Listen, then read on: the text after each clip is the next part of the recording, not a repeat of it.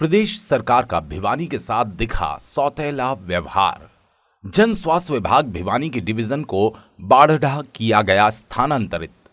जन स्वास्थ्य विभाग भिवानी की डिविजनल को स्थानांतरित करना सरकार का द्वेषपूर्ण निर्णय। बुवानीवाला।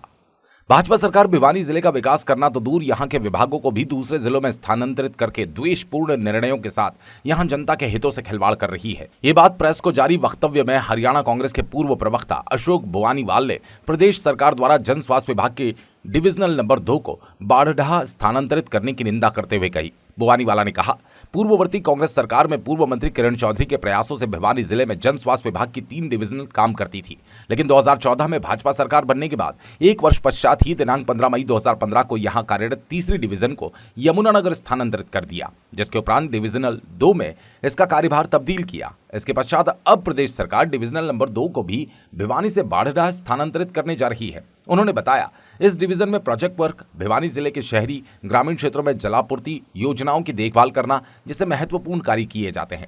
इस डिवीजन को बाढ़ स्थानांतरित करने से जन स्वास्थ्य विभाग भिवानी और यहां की जनता को भारी समस्या का सामना करना पड़ेगा।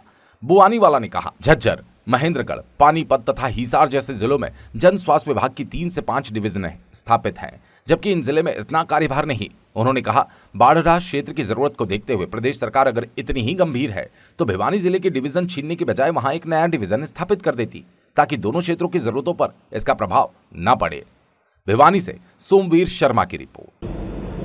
भिवानी के अंदर ना 3 डिवीज़न बने हुए थे और 3 डिवीज़न में पानी की सप्लाई का 2 डिवीज़न थे और 1 डिवीज़न उसमें प्रोजेक्ट्स का था।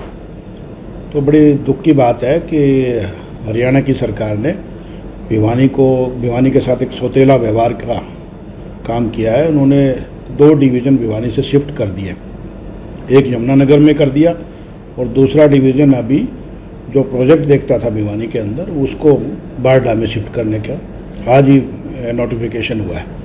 तो इस प्रकरण से मुझे ऐसा लगता है कि भिवानी को ये बहुत ही दूसरे नज़रिए से देखते हैं और भिवानी के डेवलपमेंट के बारे में, भिवानी के प्रोजेक्ट्स के बारे में, भिवानी की जनता के बारे में कोई नहीं सोचना चाहता है। उसके साथ सौतेला व्यवहार हो रहा है। तो क्या नकारात्मक प्रभाव पड़ेगा यहाँ के डेवलपमेंट में? पब्लिक हेल्थ में किस प्रकार की खामियाँ इससे बढ़ेंगी और पब्लिक को कैसे आगे बढ़ना चाहिए? आपकी पार्टी क्या कहती है? आपको मालूम ही है, जहाँ पे जब से 2014 के बाद जो सीवरेज व्यवस्थाएं हैं यहाँ चरमरा गई है, क्योंकि जो पंप्स हमारे कांग्रेस के काल में लगे हुए थे वो पंप्स भी इन्होंने हटा दिए और आज ये 2 प्रोजेक्ट बाहर होने की वजह से, 2 डिवीज़न बाहर होने की वजह से स्टाफ की यहाँ पे शॉर्टेज हो जाएगी। नेचुरल सी बात है, जब स्टाफ की शॉर्टेज हो जाएगी तो पब्लिक में पीने का पानी जो अभी पहले टाइम में 2 बार आता था, अब इन दिनों में 1 बार आ रहा है, वैसे भी और उसको भी बुरी मुसीबत में है, क्योंकि स्टाफ कम होने की वजह से वो सप्लाई की बड़ी दिक्कतें आएंगी, उसको मेंटेन करने की दिक्कतें आएंगी। और तीसरी बड़ी घटना ये हो गई है कि जो सीवरेज वाला जो डिवीज़न है और जो पानी की सप्लाई का डिवीज़न, उसको भी मर्ज करने की बात हो रही है। तो एक बहुत बड़ा संकट जो सीवरेज व्यवस्था के साथ संकट है, वो वाटर सप्लाई के साथ भी संकट पैदा होने वाला है। और वो डिसीजन जब लिया गया जब गर्मी पीक पर है, आज पानी की सबसे ज़्यादा ज़रूरत है।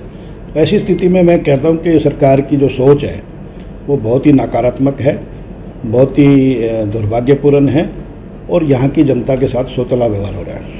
तो इसको लेकर के क्या कोई एजिटेशन या इस तरह का विरोध या कोई लेटर पत्र, किस प्रकार की कार्रवाई आप करने जा रहे हैं? हम लोग अभी तो सरकार को आगाह कर रहे हैं आप लोगों के माध्यम से, मीडिया के माध्यम से, और फिर कोई एजिटेशन की बात होगी, कोई संघर्ष की बात होगी तो वो भी करेंगे निश्चित तौर पर। दो पब्लिक हेल्थ मिनिस्टर भिवानी से रह चुके हैं, बावजूद इसके इस प्रकार की एक्टिविटी की जा रही है, तो क्या यही तो सबसे ज़्यादा दुख की बात है कि भिवानी के लोगों को कि किसी को परवाह नहीं है और यहाँ के जो सत्तारूढ़ विधायक हैं वो भी इस सब चीज़ों के